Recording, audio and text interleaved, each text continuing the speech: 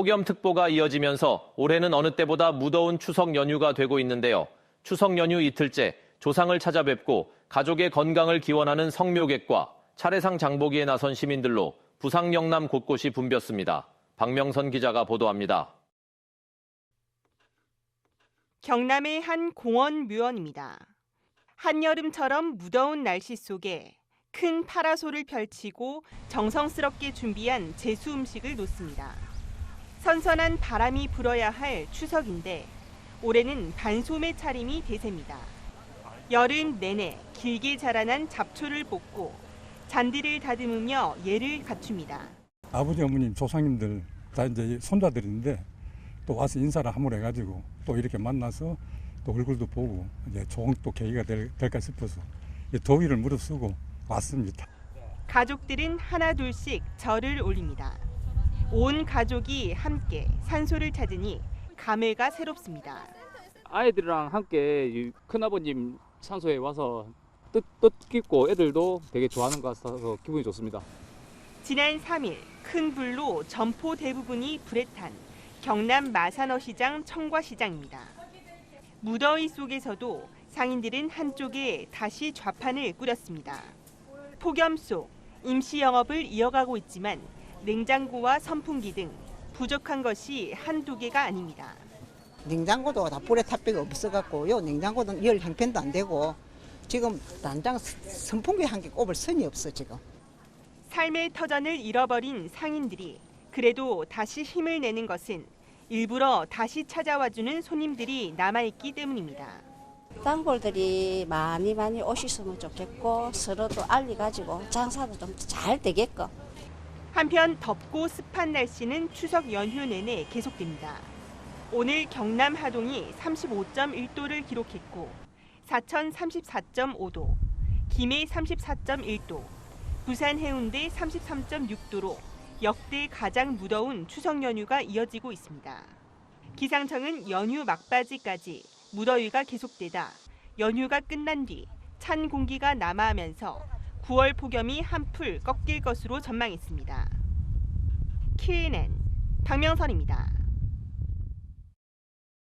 부산시 운영자금을 관리하는 부산시 금고은행 선정이 오는 24일로 다가온 가운데 어느 때보다 과열 양상이 벌어지고 있습니다. 이번 은행들 경쟁 과정을 보면 지역이 처한 위기를 그대로 보여주고 있습니다. 윤혜림 기자가 취재했습니다.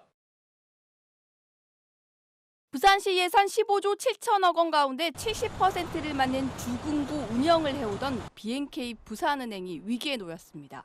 부산시 주금고를 두고 24년 만에 경쟁 체제에 돌입합니다.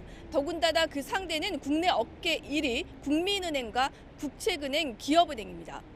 인터넷 은행 등 금리 경쟁에 자유롭지 못한 시중은행이 지역으로 눈을 돌리면서 새 먹거리 찾기에 나선 게 아니냐는 분석입니다. 또 이례적으로 국책은행까지 뛰어들면서 앞으로 지자체 금고 유치 전에 언제든지 나설 수 있다는 선전포고가 되고 있습니다. 다양한 자금 확보 차원에서 조금 이제 뛰어들려고 하고 있지 않는가라고 생각이 듭니다. 그래서 사실 국책은행까지 뛰어든다라는 게 조금 문제이기는 한 사항인 거고요. 이게. 지역에서는 유례 없이 각계에서 잇따라 기자회견을 열고 부산은행 지키기에 나섰습니다. 지역 내 선순환이 되어야 할 자금이 여계로 유출된다면 결국 지역 은행의 위기이고 이는 곧 지역의 위기라며 한 목소리를 내고 있습니다. 최근 3년간 5대 시중은행의 지방자치단체 금고 입찰 건수는 160여 건에 육박하고 이중 입찰 성공률은 94%를 넘어서고 있다. 이는 결국 지역 경제의 주축인 지방은행이 갈수록 설 자리를 잇게 되어가고 있는 형국이다. 유례없는 위기와 과열 경쟁에 실질적으로 부산 시민을 위한 방법을 모색해야 한다는 목소리도 커지고 있습니다. 시민들의 요구사항을 좀 투명하게 받고 또 집행도 좀 공정하고 형평성 있게 하기 위해서 그런 재단을 만들어서 사회공헌을 좀 했으면 좋겠다는 의견을. 또 금고 선정 기준도 자본력을 내세운 시중은행에 절대적으로 유리한 만큼 배점 기준을 개선해야 한다는 지적입니다. KNN 윤혜림입니다. 오늘 오전 10시 반쯤 김해공항 인근에서 드론으로 의심되는 물체가 포착돼 17분 동안 항공기 이착륙이 일시 중단됐습니다. 공항 관계자가 현장에 출동해 드론 활동을 저지한 뒤 항공기 운항이 재개됐지만 항공기 8편이 지연돼 추석 연휴 귀성객 불편이 이어졌습니다. 국가보안시설인 공항은 반경 9km 이내 드론 비행 금지 구역으로 설정돼 허가 없이 드론을 날릴 수 없으며 적발 시 과태료가 부과됩니다. 오늘 낮 12시쯤 경남 사천시 축동면 남해고속도로에서 차량 4대가 잇따라 추돌했습니다. 사고 차량 엔진에서 불이 시작해 또 다른 SUV로 불이 붙어 차량 2대가 전소됐으며 사고 여파로 5명이 다쳐 인근 병원으로 옮겨졌습니다. 경찰은 귀성행렬로 고속도로에서 차량이 서행하던 중 추돌 사고가 난 것으로 보고 정확한 사고 경위를 조사하고 있습니다. 창원지법 형사 5부는 음주운전 혐의로 기소된 50대 A씨에 대한 항소심에서 원심을 파기하고 징역 1년을 선고했습니다. A씨는 2023년 4월 면허 정지 수준으로 경남 김해시 한 도로를 1km가량 운전한 혐의로 기소됐습니다. A씨는 2001년부터 2017년 사이 음주운전으로 벌금형 4회, 징역형의 집행유예 2회로 동종 전과가 6회인 상황에서 또 다시 음주운전을 한 것으로 드러났습니다.